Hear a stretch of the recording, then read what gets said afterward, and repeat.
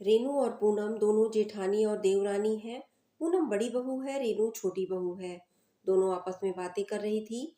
चलो भाभी, आज दोपहर का काम तो निपट गया, नहीं तो किसी के आने से दोपहर के 3 बज जाते हैं। खाना वगैरह भी देर से होता है।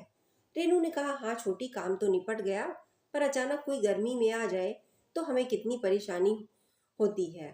फिर पूनम ने कहा, पता है रेनू, अपनी नेहा दीदी की पिछले महीने सर्विस लग गई है। अब वो हमेशा यहाँ अचानक नहीं आया करेंगी। वो तो हमेशा मौके पर चौका मारती थी और हम लोग उनकी आव भगत में परेशान हो जाते थे। आखिर वे बिना बताए जो आ जाती थी। अब तो उनसे चैन मिलेगा। हाँ हाँ, मुझे तो पता है, पिछले महीने ही तो नेहा दीदी की नौकरी लग गई। चलो अच्छा है, अब वो केवल छुट्टियों में ही आएंगी। इतने में दरवाजे पर घंटी बजती है और सासू माँ रेनू को आवाज लगाकर कहती है, रेनू ओ रेनू, देख तो इस वक्त कौन आया है। दोपहर के 3 बज रहे थे, अभी कौन हो सकता है, मन ही मन कह रही थी।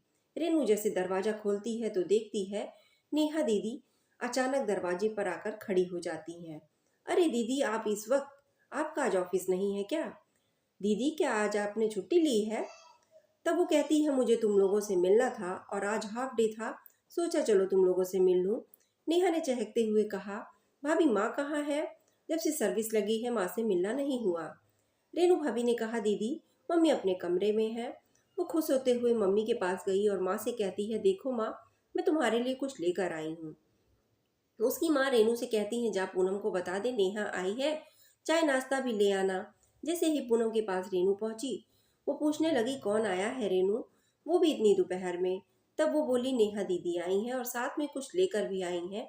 उनके पास बड़े बड़े पॉलीथीन के बैग हैं, शायद साड़ी के पैकेट लग रहे हैं। इतना सुनते रेनू बोली, अब लगो उनकी आवभगत में, पता नहीं हमें चैन कब मिलेगा। अब शुरू हो जाओ काम में, अभी अभी तो फुर्सत मिली थी। चलो भाभी, आपको बुला रही हैं मम्मी जी, मैं चाय नाश्ता लेकर आती हूँ। जैसे पूनम उनके पास पहुंचकर देखती है, नेहा दीदी के हाथों में साड़ी की पॉलीथीन है। उसे देखते ही पूनम ने पूछा, दीदी ये क्या लाई हो और क्यों लाई हो? उसे आश्चर्य होता है कि न दिवाली है, न कोई एनिवर्सरी, ना ही बर्थडे है, तो साड़ी लेकर क्यों आई हैं? तब वह बहुत उत्साहित होकर कहती है, माँ मैं अपनी पहली सैलरी से आप लोगों के लिए साड़ी लाई हूँ, देखो ना कैसी है, बताओ। तब रेनू ने आकर देखा तो कहा, अरे दीदी ये क्या? तब वो दोनों एक एक को साड़ी पकड़ाते हुए कहती है, भाभी आप लोगों के लिए मैं खुशी से साड़ी लाई हूँ। मुझे पहली सैलरी मिली थी तो मैंने सोचा क्यों ना आप लोगों के साथ अपनी खुशी को बांटूं, और इसलिए मैं दोपहर में आ गई। तब दोनों भाभी बोली, अरे दीदी इसकी क्या ज़रूरत थी? तब वो बोली, भाभी आप लोगों से तो मेरा मायका है, तुम लोगों के साथ अपनी खुशी नहीं बांटूंगी तो किसके साथ बांटूंगी? फिर दोनों भाभी एक दूसरे का चेहरा देखती हैं और साथ में कहती हैं, हम आपको कितना गलत समझ रहे थे दीदी, आपने तो हमें अपना मान लिया, लेकिन हम ही आपको अपना नहीं मान सके और आपको परेशानी समझते रहे। मेरा मायका तो आप लोगों से है भाभी, मैं कुछ लेने नहीं आती हूँ, मुझे तो आप दोनों का प्यार चाहिए, ताकि कभी मेरा मायका ना छूटे। इसलिए मैं चाहती हूँ कि आप लोग मुझे अपना माने और मेरे साथ कभी ना छोड़ें।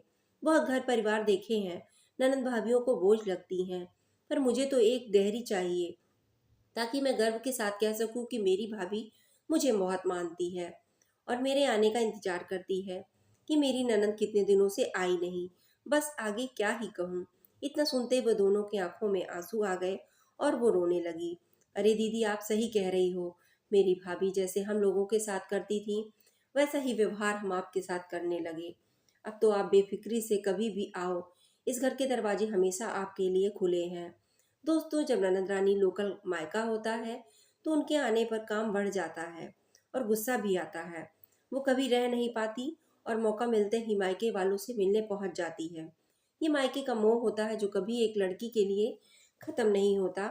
यदि भाभी से प्यार सम्मान ना मिले तो बुरा लगता है। भाभी यदि दिल से उनका स्वागत करें तो दिल में बहुत अधिक खुशी मिलती है।